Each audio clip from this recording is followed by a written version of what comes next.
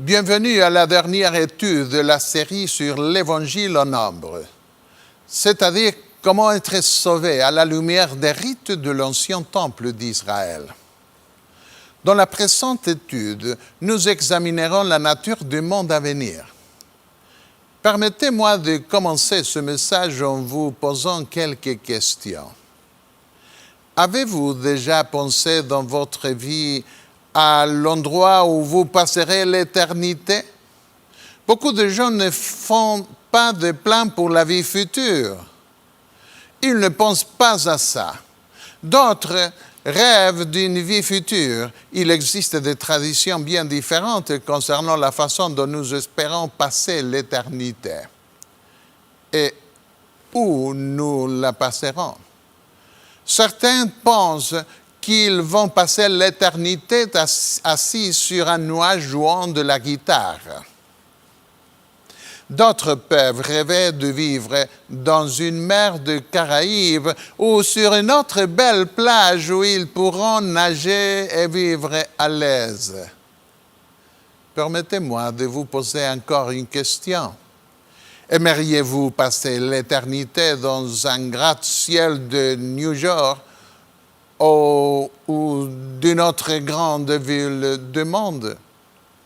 Il y a quelques années, une dame est venue un jour à l'église adventiste centrale de Montevideo, en Uruguay, où j'étais un pasteur associé.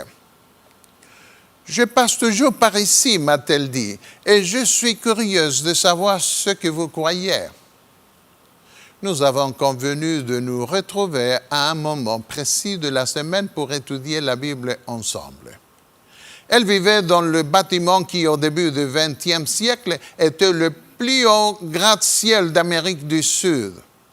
J'ai réalisé que le vieux ascenseur était hors d'usage depuis longtemps. J'ai donc dû prendre l'autre ascenseur qui n'allait que jusqu'au 30e étage. J'ai dû monter à pied les 3 étages supplémentaires afin d'arriver à l'appartement de cette femme. Une fois dans l'appartement, je demandais à la dame de m'autoriser à regarder pendant quelques minutes la belle vue par la fenêtre. On voyait les hauts immeubles de Montevideo baignés par les vagues des plages. Je n'avais jamais vu la ville d'un lieu aussi élevé et c'était formidable. « Aimez-vous cet endroit ?» m'a-t-elle demandé un jour. « Oui, c'est vraiment joli, » je lui ai répondu. « On ne voit pas cela lorsqu'on marche dans la rue. » Cependant, elle-même ne semblait pas être heureuse. « Je suis fatiguée de vivre ici, » me dit-elle. Cette semaine-là, la femme avait lu la leçon intitulée « La Bible parle » que j'avais l'habitude de laisser chez les gens qui étudiaient la Bible avec moi. Elle était surprise d'une note que l'auteur de ces leçons avait ajoutée. Selon l'auteur, les hommes construiront des gratte-ciels sur la nouvelle terre et ils y vivront éternellement. Je n'en suis pas sûr, mais c'est ce qui était écrit dans la leçon. Quoi? A-t-il réagi? Devrais-je passer toute l'éternité dans un gratte-ciel? Ah non, a-t-elle poursuivi. Si tel est le cas, je ne veux rien savoir de ce monde. Je n'ai pas discuté avec elle de ce point. Mais j'étais curieux de savoir ce qu'elle croyait à ce sujet. Alors je lui ai demandé, « Où voulez-vous passer l'éternité ?» Après avoir réfléchi un peu, son visage s'éclaira et elle m'a dit, « Je voudrais être un esprit afin que je puisse voyager par avion, voler d'ici à là, sans avion, bien sûr. » Par quoi l'ai-je arrêté? Par air? Eh bien, je ne sais pas, a-t-elle répondu. Mais je ne peux pas imaginer vivre éternellement dans un monde matériel.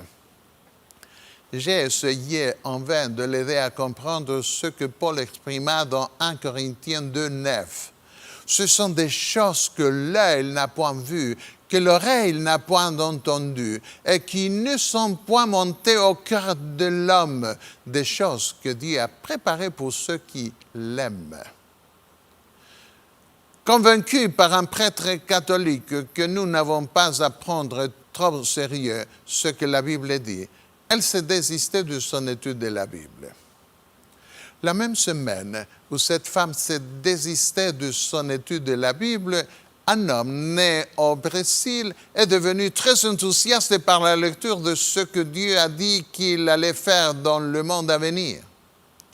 Sa femme lui avait demandé comment garder le sabbat du 7e jour. Sa femme m'a demandé de savoir qui, selon la Bible, est le véritable jour de repos. Elle avait une amie qui consacrait le 7e jour à Dieu et elle voulait apprendre à faire de même. Cela doit être merveilleux d'observer le jour que la Bible considère comme saint, m'a-t-elle dit, lorsque je suis allé lui rendre visite. Bien que son mari fût assis à ses côtés pour écouter, il ne montrait que peu ou pas d'intérêt concernant les sujets religieux. Toutefois, lorsque j'y suis allé pour la 2e fois, cet homme m'attendait et semblait être plus résolu que son épouse. Quelle était la cause d'un tel changement inattendu? Pour la première fois dans sa vie, il avait eu une Bible dans les mains. Et après avoir commencé à en lire les premières pages cette semaine-là, il décida de faire ce que de nombreux lecteurs curieux font lorsqu'ils lisent un livre. Il est allé directement à la fin pour savoir comment l'histoire se termine. Là, il a trouvé la description de la Nouvelle Jérusalem, la cité de Dieu. Il a été particulièrement impressionné par la lecture d'Apocalypse 21, 18 à 21. La muraille était construite en jaspe et la ville était d'or pur, semblable à du verre pur. Les fondements de la muraille de la ville étaient ornés de pierres précieuses de toute espèce. Le premier fondement était de jaspe, le second de saphir, le 3e de chalcédoine, le 4e d'émeraude, le 5e de sarbonyx, le 6e de sardoine, le 7e de chrysolithe, le 8e de béryl, le 9e de topaze, le 10e de chrysoprase, le 11e de hyacinthe, le 12e d'améthyste.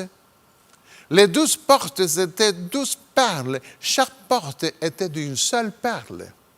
La place de la ville était d'or pur comme du verre transparent. Y a-t-il au ciel une ville comme celle qui est représentée dans la Bible, m'a-t-il demandé, ce Brésilien. J'ai répondu oui, c'est Dieu qui dit cela, et il ne ment pas.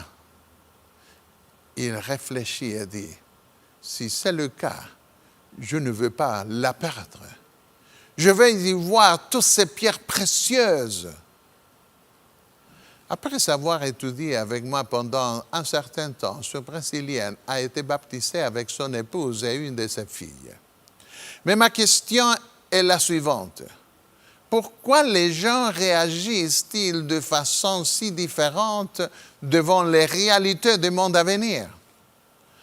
Tandis qu'une femme perdit tout intérêt dans les promesses de la Bible parce qu'elle concevait le monde à venir comme étant purement spirituel, un homme, la même semaine, a été converti par la lecture dans la Bible des promesses matérielles que Dieu a données à ceux qui l'aiment. Pourquoi y en a-t-il tellement qui ne peuvent pas accepter le témoignage biblique sur les réalités matérielles du monde à venir? Sans aucun doute, nous sommes conditionnés dans une grande mesure par notre culture. L'enthousiasme du Brésilien pour les réalités matérielles de la cité céleste, selon ce que j'ai pu apprécier plus tard, était dû au fait qu'il y a de nombreuses pierres précieuses au Brésil. Des années plus tard, lorsque j'ai visité de nombreux musées de l'histoire naturelle de l'Europe et des États-Unis, j'ai découvert que la plupart des belles pierres proviennent du Minas Gerais au Brésil. Dans ces musées d'histoire naturelle, j'avais l'habitude de raconter à mes enfants l'histoire de cet ami brésilien. Une fois dans la section des pierres, ils m'ont demandé « Papa, quelles sont les pierres qui sont de la ville de Dieu ?» Je leur ai expliqué qu'il y a dans cette ville sûrement beaucoup d'autres pierres, mais que les prophètes ne mentionnaient que celles que Dieu leur a révélées, qui étaient plus familiers avec ce qu'ils connaissaient ici sur la terre. Nous savons aujourd'hui que le reniement de la réalité concrète céleste n'est pas né avec la Bible, le livre des Juifs et des chrétiens, mais avec la philosophie païenne des Grecs. Comment les Grecs en vinrent-ils à nier la réalité matérielle des choses célestes? Tout simplement par spéculation, par les biais de déduction sceptique. Comme ils réalisent qu'ils vivaient dans un monde en mutation, changeant et variable, ils commencèrent à se demander s'il y avait vraiment quelque chose qui fût permanent, immuable. Certains d'entre eux conclurent en disant que le feu est la seule chose permanente. D'autres trouvèrent qu'une fontaine d'eau produisit quelques jours plus tard des larves ou des vers et conclurent que la vie venait de l'eau et que par conséquent la seule chose constante et durable était l'eau. Noceller, un troisième philosophe, pensa. Non plus, lui répondirent d'autres. La seule chose permanente est une masse sans forme très répandue appelée apeiron. Puisqu'ils fondèrent leur déduction sur les choses matérielles qu'ils connaissaient, ils furent appelés les philosophes physiques. Avec l'apparition des philosophes mathématiciens, les gens ont commencé à jouer avec les chiffres. Beaucoup pensèrent que tout pourrait être expliqué par des numéros, que nous pouvions y attendre dans quelque chose de permanent et invariable, les chiffres devinrent les meilleurs candidats. Par exemple, si j'ai 2 chiens, les chiens vont mourir, mais le nombre d'eux demeurera. De cette façon, un grand pas a été fait dans la recherche de quelque chose d'intangible et d'immatériel qui est éternel et immuable. Eh bien, n'essayez pas de comprendre la logique de ces premiers philosophes grecs. Nous souhaitons savoir, en gros, comment ils ont été amenés à croire ce que la plus grande partie de l'humanité croit aujourd'hui. Par le biais de déduction de ce genre, ils sont arrivés à la conclusion que la seule chose stable et permanente est le mot grec « nous », la pensée ou l'esprit ou l'idée, c'est-à-dire quelque chose qui n'est pas matériel. Ce qui est matériel, en ont-ils déduit, est mauvais parce que c'est détruit, transformé ou en changement constant et finalement disparaîtra. Ce qui est spirituel, d'autre part, est une bonne chose parce que selon eux, seules les réalités spirituelles sont immuables et éternelles. Alors, où se trouve l'idée? Si elle n'était pas chez l'homme, nous ne pourrions pas la connaître. Par conséquent, raisonnèrent-ils, l'homme a un esprit, le nous, ou l'âme qui est bonne parce qu'elle ne meurt pas, et un corps matériel qui est mauvais parce qu'il périt. Ainsi, nous obtenons la formule grecque que de nombreux chrétiens adoptèrent plus tard, rendant la philosophie grecque universelle. L'âme est immortelle, conclurent-ils. Elle est emprisonnée dans le corps prison jusqu'à ce que ce dernier meure. Bien que dans le ciel tout soit bon parce qu'il est spirituel, ici sur terre tout est mauvais puisqu'il s'agit de matière. Mais j'observe l'univers et le télescope nous montrent toujours des choses matérielles. Qu'est-ce que la Bible dit à propos de la création matérielle de Dieu? On nous dit déjà dans le premier chapitre de la Bible, à la genèse de cette création, que la matière n'est pas mauvaise en soi. Dieu vit tout ce qu'il avait fait, la lumière, l'atmosphère, les plantes, le soleil, la lune et la disposition des étoiles pour briller sur sa création, les animaux aquatiques et les oiseaux, les animaux terrestres et l'homme. Et c'était très bon. Dans le premier chapitre de la Bible, nous lisons une explication totalement opposée à la déduction spéculative des Grecs. Les Hébreux étaient différents des Grecs. Où obtinrent-ils leur information? De la révélation de Dieu. Quelle source vous semble la plus fiable? Qu'est-ce que vous préférez entendre? Préférez-vous les opinions étroites et limitées d'hommes infaillibles qui habitent dans ce monde ou celles que le Créateur révéla dans sa parole? Selon la Bible, le mal trouve son origine dans un mensonge, dans une tromperie, et non dans la création matérielle. Tandis que les philosophes grecs conclurent que le corps était la prison de l'âme, la Bible affirme que la malédiction est tombée sur la création matérielle comme la conséquence naturelle de la détérioration des facultés spirituelles et morales des intendants humains de cette création. Le Seigneur dit dans Genèse 3, 17, « Maudit soit le sol à cause de toi. » Le jardin d'Éden aurait pu durer éternellement, mais les gardiens que Dieu plaça pour garder cette création la corrompirent. Puisque l'homme fut incapable de garder la création originale dans un état parfait, est-ce que Dieu pouvait lui confier une nouvelle création avant de régénérer les facultés supérieures? Pouvait-il donner aux pécheurs un nouveau corps et en toute confiance sans restaurer d'abord leur esprit, leurs facultés spirituelles et morales? Il était évident que pour rétablir sa création, Dieu a dû commencer là où la dégénérescence commença. Lisons certains passages écrits par l'apôtre Paul qui traitent du présent et de l'avenir de la régénération. Dans Romains 8, 19 au 21, il écrivit: « Aussi la création attend-elle avec un ardent désir la révélation des fils de Dieu. Car la création a été soumise à la vanité, non de son gré, mais à cause de celui qui l'a soumise, avec l'espérance qu'elle aussi sera affranchie de la servitude de la corruption, pour avoir part à la liberté de la gloire des enfants de Dieu. » On peut voir ici que la nature a été endommagée, non pas par sa volonté propre, car elle n'a pas de volonté propre, mais par la volonté des mauvais intendants qui l'a soumise à la servitude. Selon Paul, ce n'est pas l'esprit qui doit être libéré de la matière.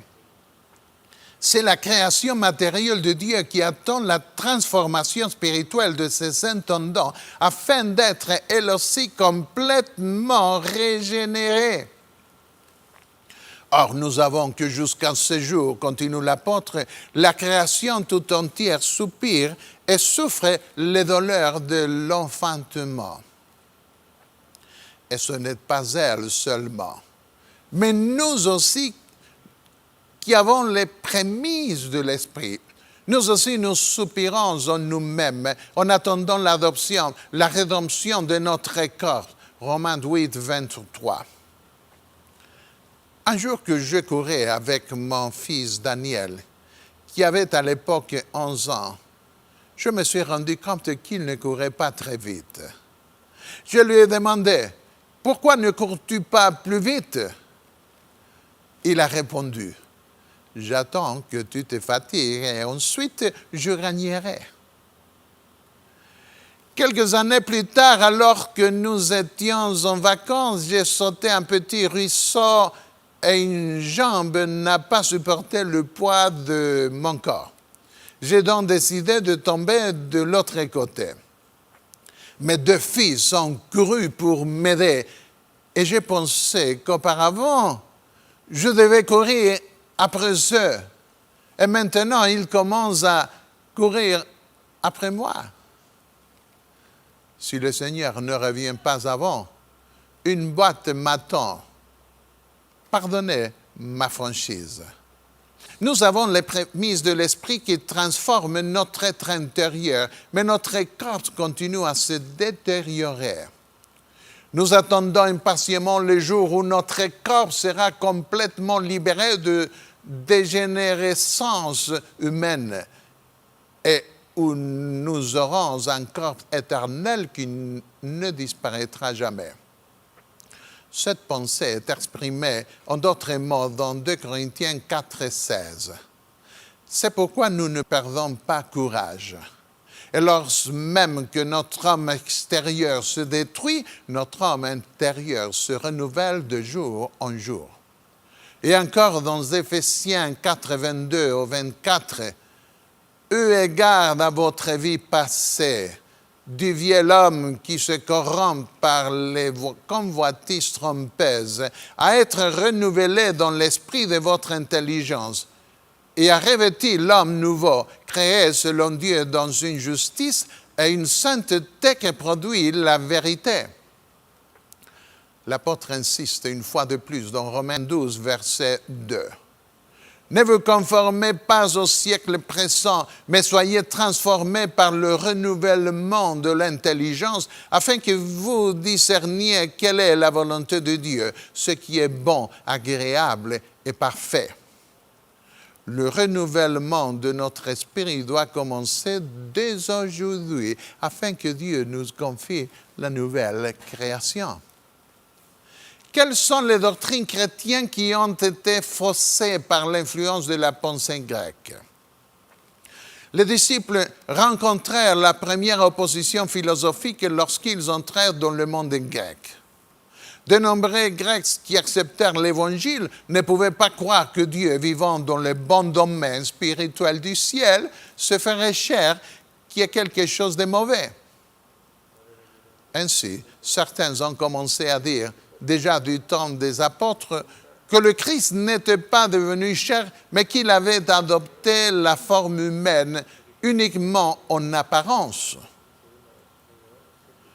Jean a eu à faire face à cette perversion du message de l'Évangile. Il a écrit dans sa première lettre au chapitre 4, versets 2 et 3. « Reconnaissez à ceci l'Esprit de Dieu. Tout esprit qui confesse Jésus-Christ venu en chair est de Dieu. Et tout esprit qui ne confesse pas Jésus n'est pas de Dieu. C'est celui de l'Antéchrist dont vous avez appris la venue et qui maintenant est déjà dans le monde. » L'apôtre réalisa que la tendance à spiritualiser les doctrines de la Bible qui germaient déjà en son temps serait une caractéristique de l'Antéchrist. Il pouvait voir ce principe, cet état d'esprit, spiritualisant l'Antéchrist dans cette réaction contre l'incarnation du Fils de Dieu. Passons à la deuxième doctrine qui a été touchée par la pensée grecque.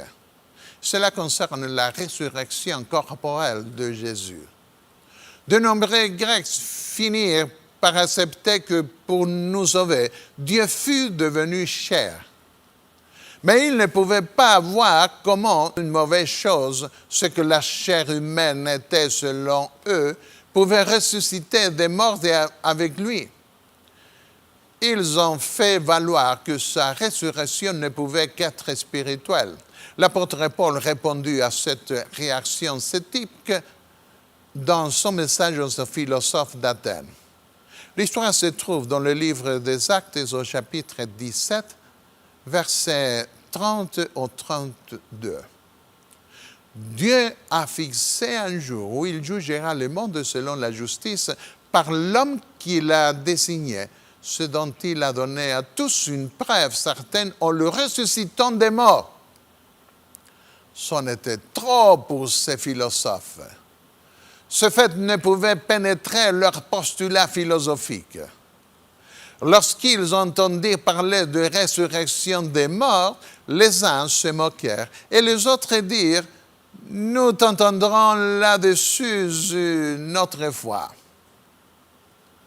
Comment se fait-il que la régénération sera effectuée pour une mauvaise chose que Dieu mènera au ciel si, selon eux, il n'y a là rien de matériel? C'était le dilemme grec.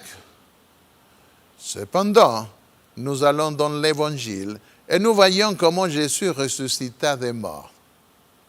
Luc nous dit que les disciples, lorsqu'ils virent Jésus, furent saisis de frayeur et d'épouvante. Ils croyaient voir un esprit. Mais il leur dit, « Pourquoi êtes-vous troublés? Et pourquoi pareilles pensées s'élèvent-elles dans vos cœurs? Voyez mes mains et mes pieds, c'est bien moi. Touchez-moi et voyez, un esprit n'a ni chair ni os, comme vous voyez que j'ai. » Et en disant cela, il leur montra ses mains et ses pieds. Comme dans leur joie, ils ne croyaient point encore et qu'ils étaient dans l'étonnement, il leur dit, « Avez-vous ici quelque chose à manger? » Ils lui présentèrent du poisson rôti et un rayon de miel. Il l'ont pris et il mangea devant eux. Luc 24, 36 au verset 43. Oui, les disciples ont vu Jésus avec un corps ressuscité. « Regardez-moi, touchez-moi », leur a-t-il demandé. « C'est bien moi. » Une autre doctrine qui fut faussée par le préjudice grec fut celle du second avènement visible de Jésus. Même dans beaucoup d'églises aujourd'hui, beaucoup sont confus quant à la nature du retour de Jésus. Il affirme que Jésus reviendra spirituellement, mais la Bible dit qu'il viendra une 12e fois. Nous savons que par son esprit, il revient chaque fois qu'une personne est convertie. Mais Jésus est déjà venu de cette manière des millions de fois parce que de nombreux païens au cours des âges furent convertis à Christ. Le témoignage du livre des Actes est clair. Il fut élevé pendant qu'ils le regardaient et une nuée le déroba à leurs yeux. Et comme ils avaient les regards fixés vers le ciel pendant qu'ils s'en allaient, voici, 2 hommes vêtus de blanc leur apparurent et dirent, « Hommes galiléens, pourquoi vous êtes arrêtés, vous, à regarder au ciel? C'est Jésus qui a été enlevé au ciel du milieu de vous, viendra de la même manière que vous l'avez vu allant au ciel. » Acte 1, verset 9 au 11. Comment reviendra-t-il? Dans un nuage. Ce même Jésus, pas un autre. S'il venait comme les Grecs pensaient qu'il viendrait, Jésus l'aurait spécifié. Mais dans ce chapitre du livre des Actes, on nous dit que ce même Jésus que les disciples touchèrent reviendra comme ils l'ont vu aller au ciel. Dans Matthieu 24, verset 30 et 31, Jésus anticipa sa venue avec les mots suivants. « Alors le signe du Fils de l'homme paraîtra dans le ciel, toutes les tribus de la terre se lamenteront, et elles verront le Fils de l'homme venant sur les nuées du ciel avec puissance et une grande gloire. » Quand j'entends des gens dire qu'ils vont le voir avec les yeux de la foi, je me demande quelle foi. Toutes les nations pleureront à sa venue et ils diront aux montagnes et aux rochers de les cacher de la gloire de sa venue, selon le livre de l'Apocalypse. Est-ce que c'est de la foi. Jésus continua. Il enverra ses anges avec la trompette retentissante et ils rassembleront ses élus des quatre vents depuis une extrémité des cieux jusqu'à l'autre. Ils le contempleront de leurs propres yeux. Les bonnes personnes comme les mauvaises le verront. Les anges joyeux l'acclameront parce que la rédemption finale sera venue. Les autres le regarderont avec terreur, parce que leurs yeux ne seront pas en mesure de supporter la gloire de l'Éternel. Une quatrième doctrine affectée par la pensée grecque a à voir avec la nature de notre héritage. Nous avons un Père qui a promis de partager son héritage parce qu'il nous a adoptés comme ses enfants. L'héritage qu'il nous offre est matériel. Jésus dit que votre cœur ne se trouble point. Croyez en Dieu et croyez en moi. Il y a plusieurs demeures dans la maison de mon Père. Si cela n'était pas, je vous l'aurais dit. Quelle promesse extraordinaire! Il est allé nous préparer une maison dorée dans sa ville, comme le livre de l'Apocalypse dit. Si cela n'était pas, Jésus dit, je vous l'aurais dit. En d'autres termes, si c'était comme les philosophes païens enseignaient, un héritage spirituel et non matériel, je vous l'aurais dit. Jésus alla nous préparer de demeures pour nous par des maisons d'air ou de nuages, mais des maisons concrètes, matérielles, non pas des maisons de nuages. Je vais vous préparer une place, conclut le Seigneur. Je reviendrai et je vous prendrai avec moi, afin que là où je suis, vous y soyez aussi. Jean 14, versets 1 au 3. Ellen White écrit dans le livre La tragédie du siècle, la crainte de trop matérialiser l'héritage éternel a poussé plusieurs personnes à spiritualiser, à rendre inconsistantes les promesses qui nous le décrivent comme notre demeure future. Jésus assura à ses disciples qu'il allait leur préparer des places dans la maison du Père. Or, ceux qui acceptent les enseignements de la parole de Dieu ne sont pas laissés entièrement dans l'ignorance touchant ces demeures. Néanmoins, les choses que Dieu a préparées pour ceux qu'il aime sont des choses que l'œil n'a point vues et que l'oreille n'a point entendues. 1 Corinthiens 2,9. La langue humaine est impuissante pour décrire la récompense des justes.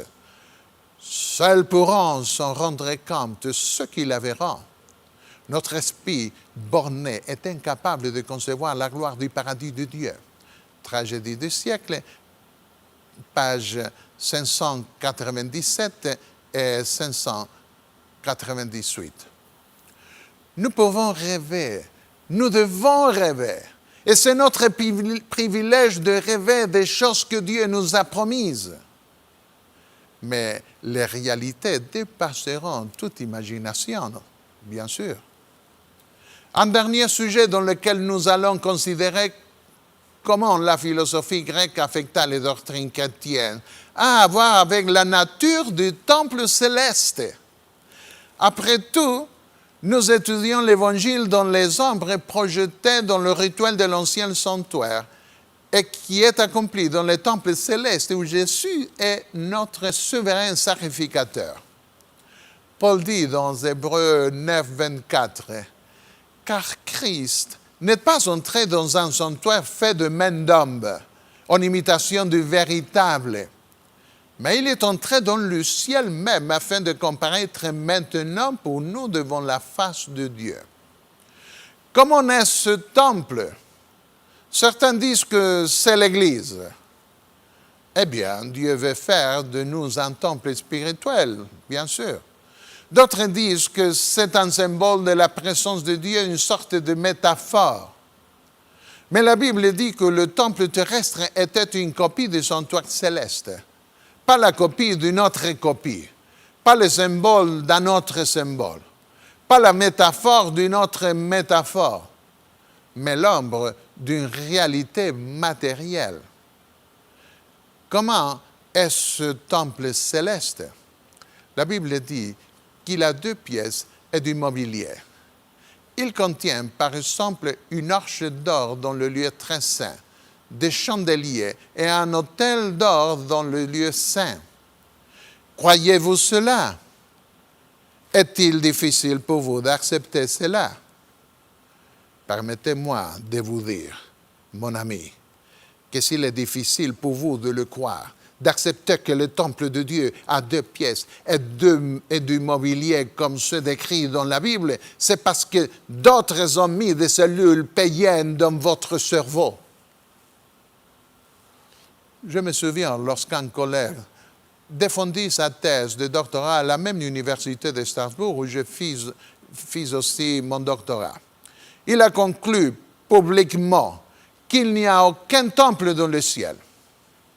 L'un des membres érudits du jury désigné par examiner sa dissertation lui a dit « Nous avons peut-être des difficultés à accepter avec notre esprit moderne qu'il y a un temple dans le ciel. » Mais ce n'était pas un problème pour les gens du 1er siècle.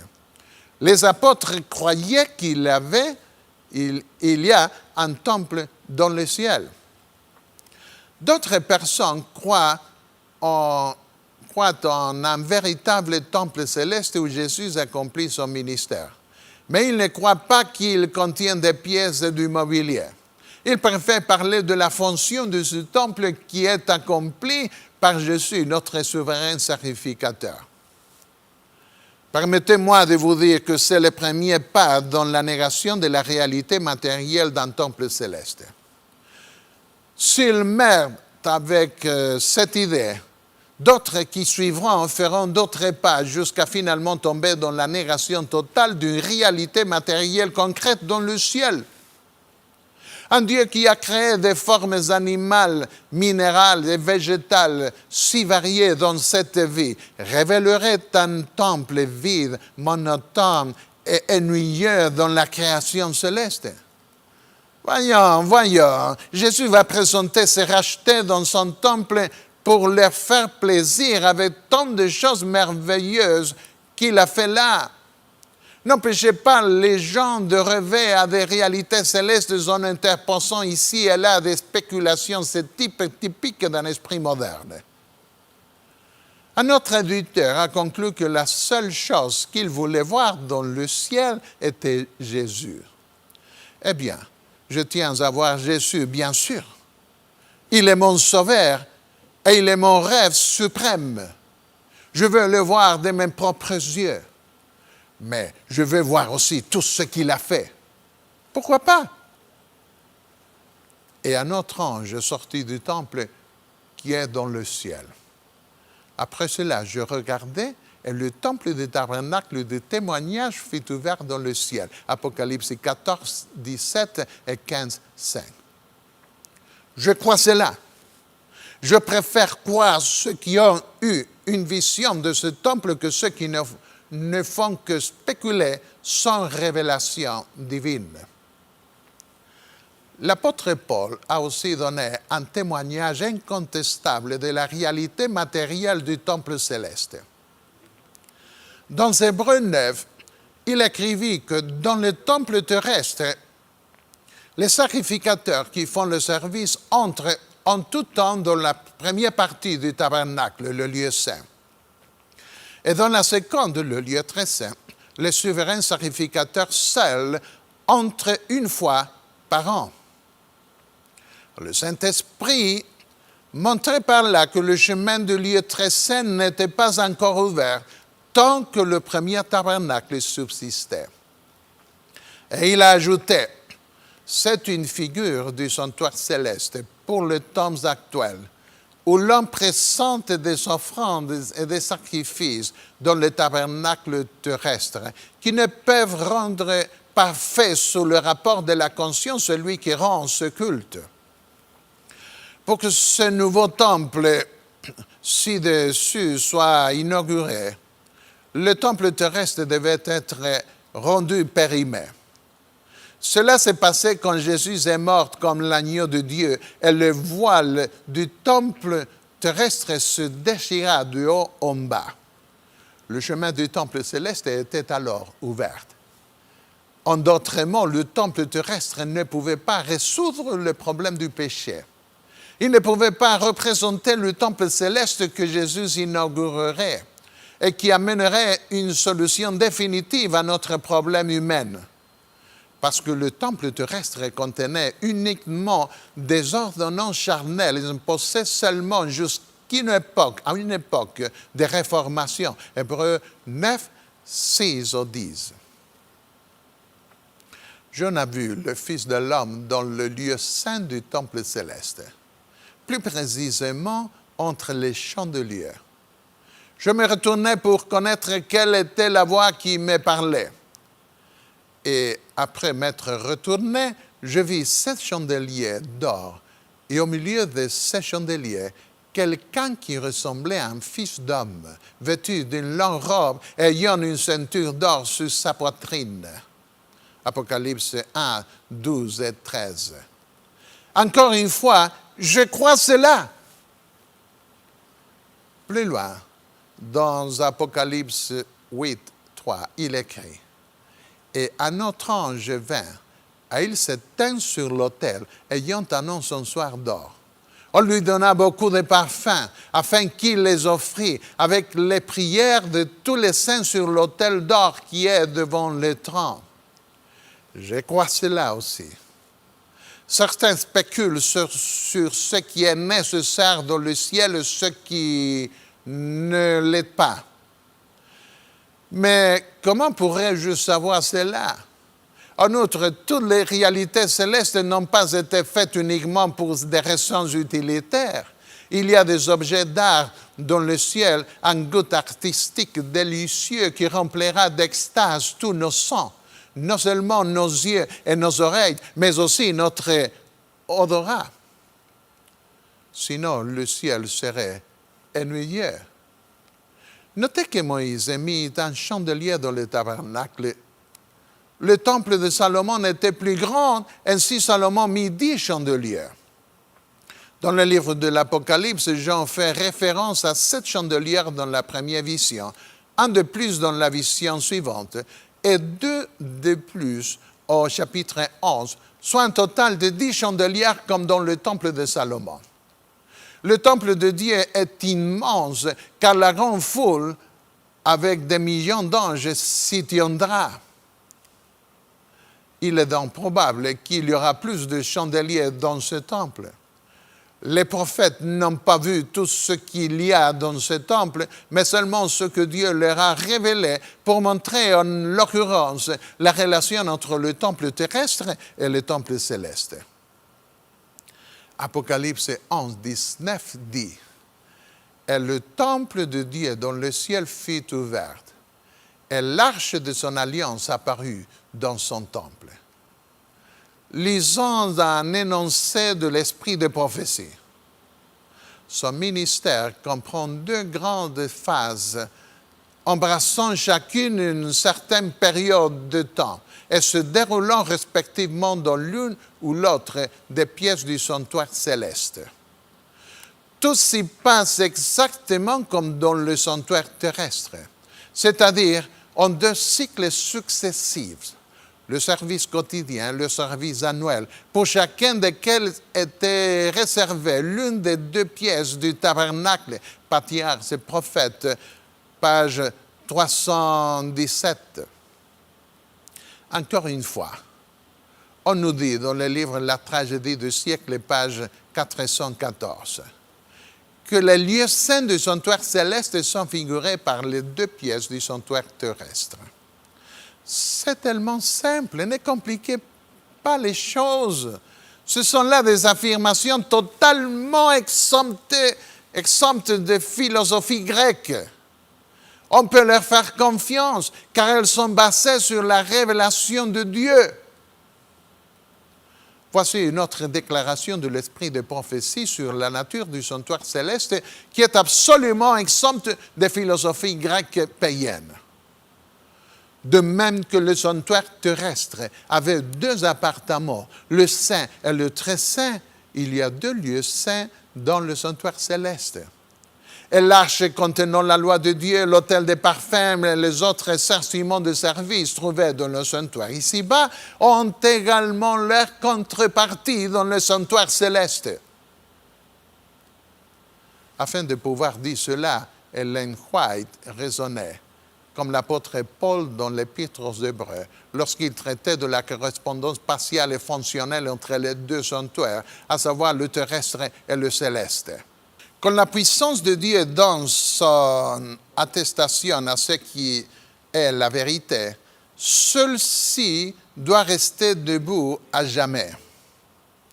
C'est sous la direction du Saint-Esprit que la question du sanctuaire a été présentée. C'est ce que nous pouvons lire dans les écrits de Sir White.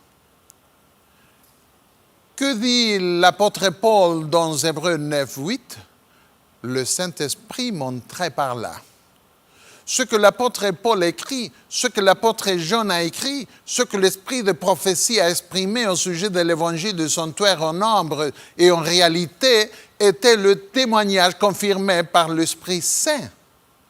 Dieu ne peut pas se tromper. Point, à la ligne. Passons maintenant à un autre texte qui, pour certains, pourrait être difficile, plus difficile à expliquer. Plusieurs ont recours à ce passage de l'Épître aux Hébreux pour affirmer que cet épître était influencé par la philosophie grecque. Pas du tout. L'Épître aux Hébreux met l'accent sur l'humanité de Jésus, sur sa chair ressuscitée qui est passée au travers le rideau du sanctuaire céleste et l'ouvrit pour nous un nouveau chemin vivant qui mène au trône de Dieu. Lisons toutefois Hébreux 12, 18, 22 au 24. Vous ne vous êtes pas approchés d'une montagne qu'on pouvait toucher. Vous voyez, disent beaucoup, la montagne terrestre pouvait être touchée parce qu'elle était une montagne matérielle. Mais la montagne céleste est spirituelle, car elle ne peut pas être touchée. Mais devons-nous vraiment interpréter cette déclaration de Paul d'une montagne soi-disant spirituelle dans le contexte d'une vue païenne grecque, sous prétexte que ne pouvant pas être vue, elle ne peut non plus être touchée? L'apôtre continue son argument. Mais vous vous êtes approchés de la montagne du Sion, de la cité du Dieu vivant. En d'autres termes, est-ce que l'apôtre montre un contraste dans la nature entre une montagne matérielle terrestre et une montagne spirituelle céleste? Il persiste. Mais vous vous êtes approchés des myriades qui forment le cœur des anges de l'assemblée des premiers-nés inscrits dans les cieux, du juge qui est le Dieu de tous, des esprits des justes parvenus à la perfection, de Jésus qui est le médiateur de la nouvelle alliance, du sang de l'aspersion qui parle mieux que celui d'Abel. Est-ce que l'un d'entre vous est allé au ciel et a vu Jésus officiant devant son Père et a entendu les millions d'anges louant Dieu en mélodies merveilleuses? Personne. Mais est-ce que cela signifie que vous ne vous êtes pas approchés, comme dit l'apôtre, de la cour céleste? Non. Nous pouvons venir et entrer dans le sanctuaire céleste, déjà maintenant être dans l'atmosphère céleste, mais pas physiquement. Ceux qui prétendent que la montagne céleste, le temple céleste et la Jérusalem céleste sont spirituels oublient les chapitres précédents, en particulier le chapitre de la foi d'Hébreux 11. Lisons le verset 1. Or, la foi est une ferme assurance des choses qu'on espère, une démonstration de celles qu'on ne voit pas. Permettez-moi de paraphraser ce verset. La foi, c'était très sûr et certain de ce que nous ne touchons pas. Cela veut-il dire que les réalités célestes sont intouchables et immatérielles? Pas du tout. Il nous est impossible de les voir aujourd'hui avec nos yeux naturels, mais nous les verrons demain. Nous ne pouvons pas les toucher aujourd'hui, mais nous les toucherons demain dans une dimension matérielle et concrète lorsque le Seigneur nous emmènera corporellement dans cet endroit.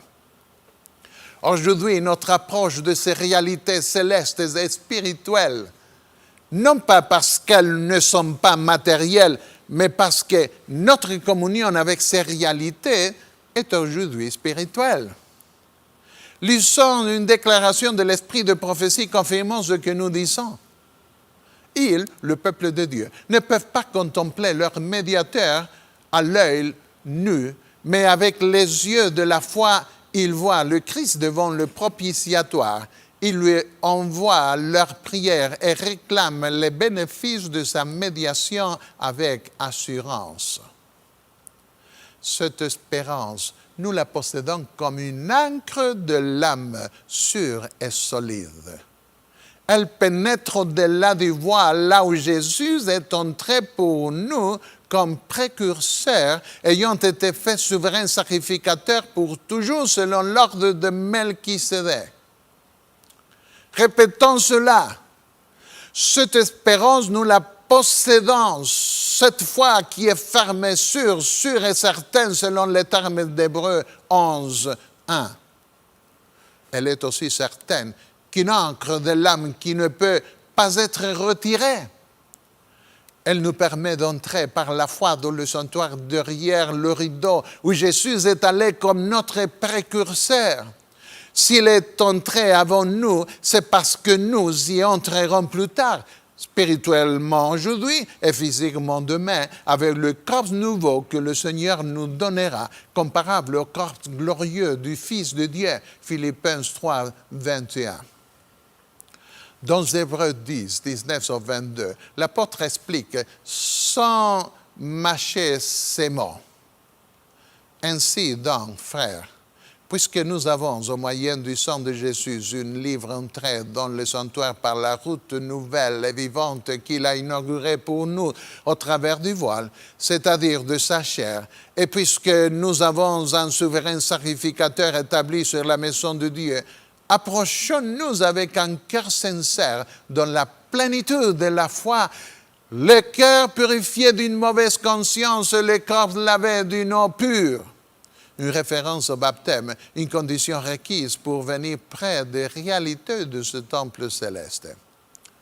Nous pouvons prendre le côté positif de ce que l'apôtre Paul a écrit dans un contexte négatif dans Hébreux 6, versets 4 et 5. Il y parle de ceux qui aujourd'hui ont été une fois éclairés, qui ont goûté le don céleste, qui ont eu part au Saint-Esprit, qui ont goûté la bonne parole de Dieu et les puissances du siècle à venir. Oui, puisque nous avons été régénérés dans notre nature intérieure, puisque nous avons les prémices de l'Esprit dans notre être intérieur, nous pouvons déjà jouir à l'avance un peu de ce que nous pourrons profiter dans le futur. Nous avons le privilège de maintenant d'apprécier la valeur de la parole de Dieu et des réalités célestes qui nous attendent. Cela s'est passé lorsque j'avais 19 ans. Je vendais les livres de mon église pendant l'été, loin de chez moi, dans une région de la planète où, selon les personnes qui vivent là, le diable a perdu son poncho. C'était en Patagonie, une terre inhospitalière qui se trouve près de l'endroit où, plus tard, de nombreux soldats argentins et anglais donneraient leur vie pour garder un bout de terre de cet endroit désolé. Tous les 3 ou 4 jours, un vent impressionnant venait à une vitesse entre 80 et 150 km à l'heure. Un de mes amis qui avait alors 13 ans et qui provenait de cet endroit nous avait dit quelques années auparavant que lorsqu'il y avait ce vent, il jouait avec ses amis à sauter d'un côté à l'autre de la rue. Bien que nous ne puissions pas y croire à l'époque, j'ai pu confirmer cela 5 ans plus tard. Parfois, j'avais l'impression que je marchais étant moi-même presque à l'horizontale. Les gens hésitaient à ces occasions d'ouvrir la porte et de me recevoir. On pouvait parfois voir voler vers la mer de grosses boîtes en carton provenant de certains magasins qui devenaient finalement un tout petit point dans l'immensité du ciel. Il n'y a presque aucune végétation à cet endroit. Les moutons mangent de l'herbe qui ne croît pratiquement pas plus haut que le sol. La même chose, c'est mangé par les guanacos et les autruches de cet endroit. On voit des arbres uniquement à certaines intersections des plateaux qui les protègent contre le vent. Il n'y a pas de grands bâtiments dans les villes. On se sent vraiment seul dans cette région. Le découragement m'est pris lorsque mon compagnon de colportage m'abandonna pour rentrer chez lui. Déçu, je me sentais seul. Je suis tombé à genoux un jour au pied de mon lit, criant à Dieu sur la dépression. « Oh Seigneur, au nom de Jésus, viens, montre-moi ta présence, que tu es avec moi et donne-moi la force dont j'ai besoin pour rester dans cet endroit. » J'ai ressenti alors quelque chose que je n'avais jamais ressenti auparavant dans ma vie. J'ai senti la présence de l'Esprit Saint intérieurement, me donnant la paix. Lorsque j'inspirais, cela me semblait ne jamais vouloir se terminer. Et lorsque j'exhalais, je le faisais en riant, plein de joie, avec un sentiment de paix et d'acceptation aux yeux de Dieu. Mes larmes de solitude ou de découragement devinrent des larmes de joie et de bonheur. La seule chose que je pouvais dire était « Merci au Seigneur, merci ». Assis sur mon lit quelques minutes plus tard, j'étais encore seul physiquement, mais je ne me sentais pas seul spirituellement. J'avais réalisé comme Jacob le fit lorsqu'il s'enfuit de son frère. Certainement, l'Éternel est en ce lieu. Et moi, je ne le savais pas. Genèse 28, 16. Quelques mois plus tard, vivant confortablement de nouveau dans la maison de mon père, de retour à la routine de mes études et faisant un travail familier, je me suis souvenu avec nostalgie de ce que j'avais vécu si loin de chez moi. Et j'ai demandé au Seigneur non seulement de répéter ce que j'avais vécu des mois auparavant en Patagonie, mais aussi de voir un ange. Je voulais avoir plus. Je voulais encore avoir des sentiments forts. J'ai insisté, mais le Seigneur ne m'a pas permis de voir un ange. Je faisais mon culte dans ma chambre. Je lisais la Bible et les écrits de l'esprit de prophétie 1 heure ou même plus chaque jour. Je chantais des cantiques et puis je m'agenouillais pour prier. La nuit venait plus tard et juste avant d'aller dormir, je demandais au Seigneur de me montrer un ange. J'ouvrais alors soudain les cieux pensant que je verrais un ange au-dessus de ma tête, mais la chambre était aussi sombre qu'avant.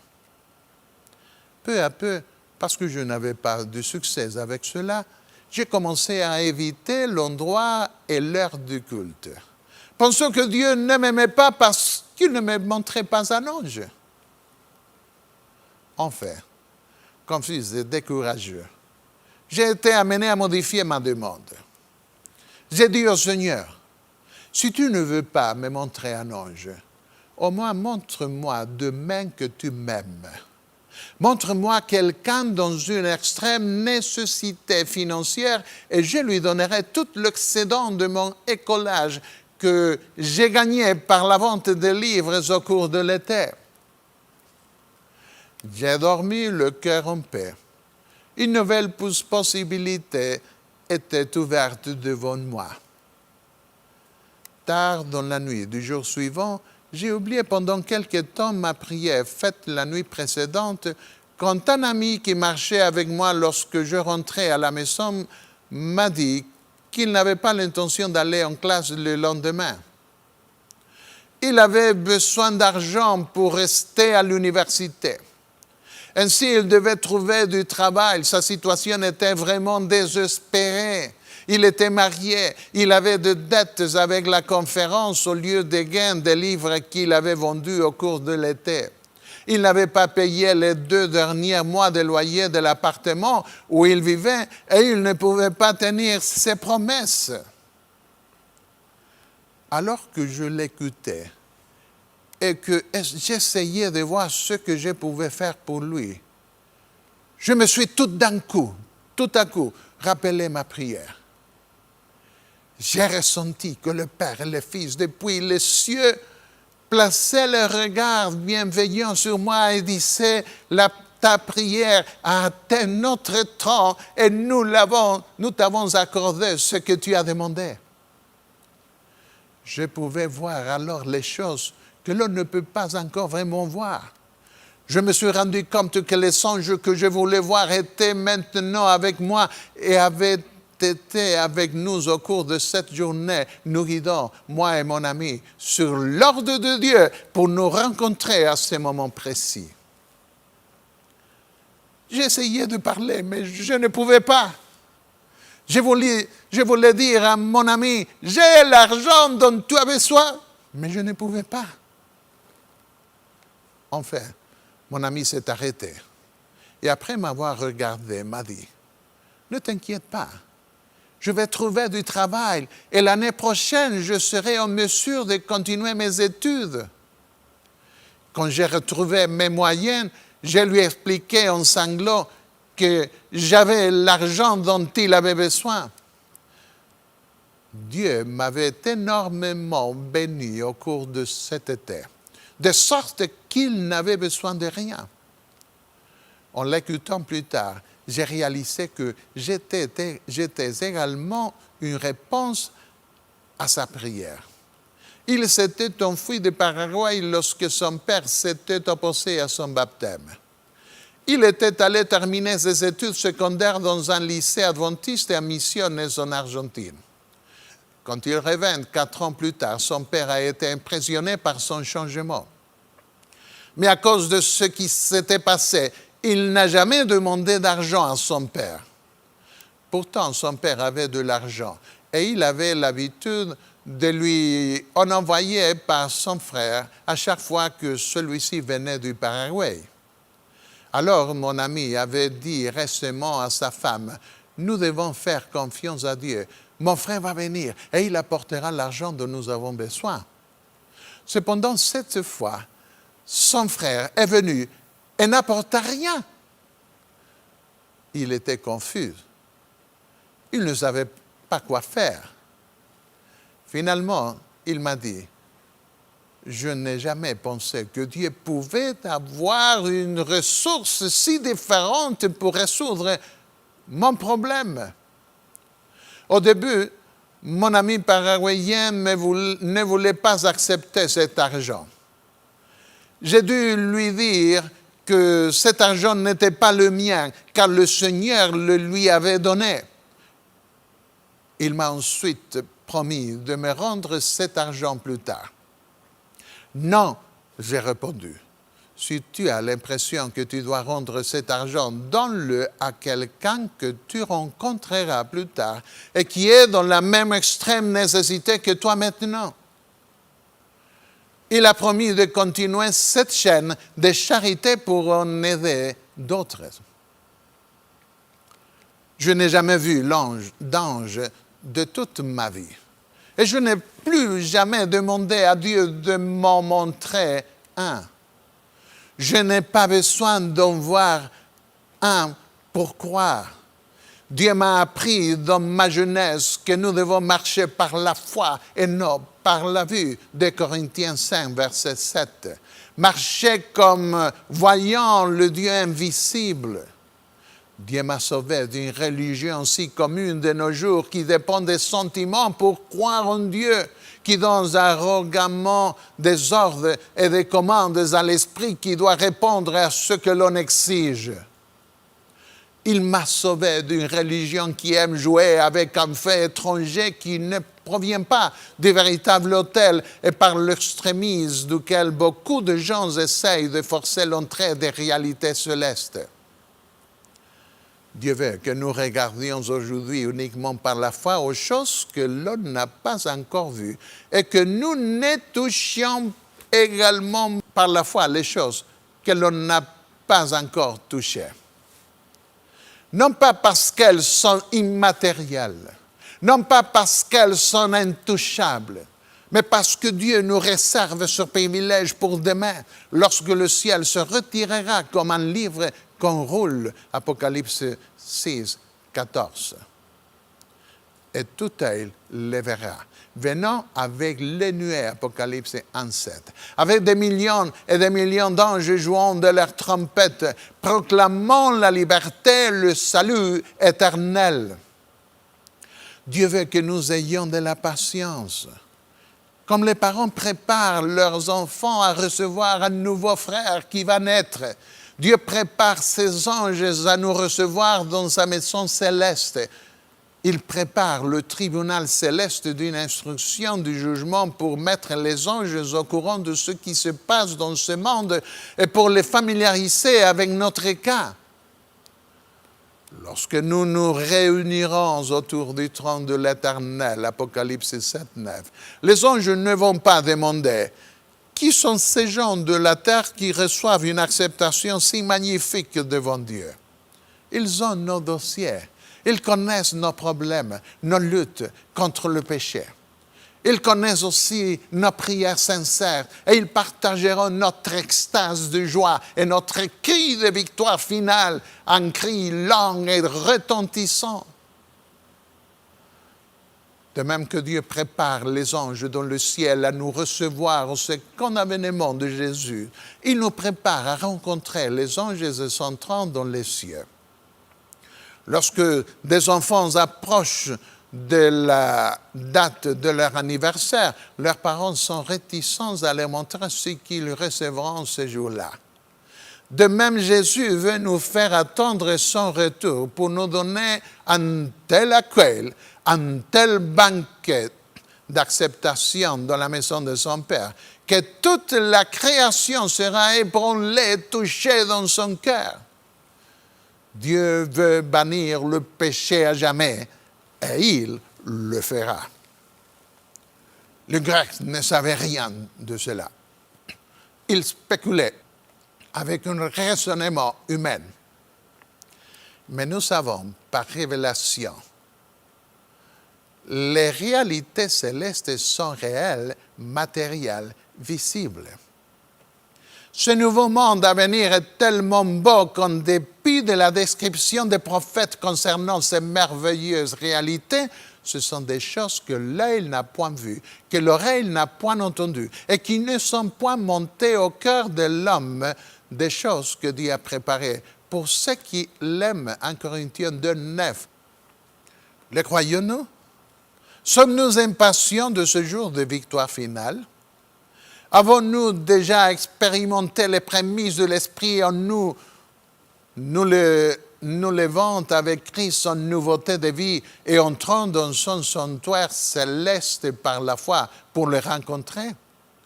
Savons-nous, d'après notre expérience personnelle, comment voir les choses invisibles et comment toucher les réalités qui ne sont pas encore touchables? Puissions-nous obtenir cette expérience aujourd'hui et puissions-nous être parmi ceux qui auront la victoire parce que leurs yeux auront été capables de voir au-delà de ce monde de ténèbres. En Jean 5, 4. Notre Père céleste, nous te remercions par les choses précieuses que nous attendent et que tu nous as promis. Nous voulons habiter dans ces maisons célestes que nous serons capables de toucher, de voir avec nos yeux. Donne-nous la vie éternelle. Donne-nous la foi dont nous avons besoin pour y entrer maintenant par la foi, spirituellement. Et donne-nous la victoire parce que nous voulons voir Jésus, notre Sauveur, et toutes les choses merveilleuses qu'il a préparées pour nous au ciel. Au nom de Jésus, nous te demandons tout cela. Amen. Amen.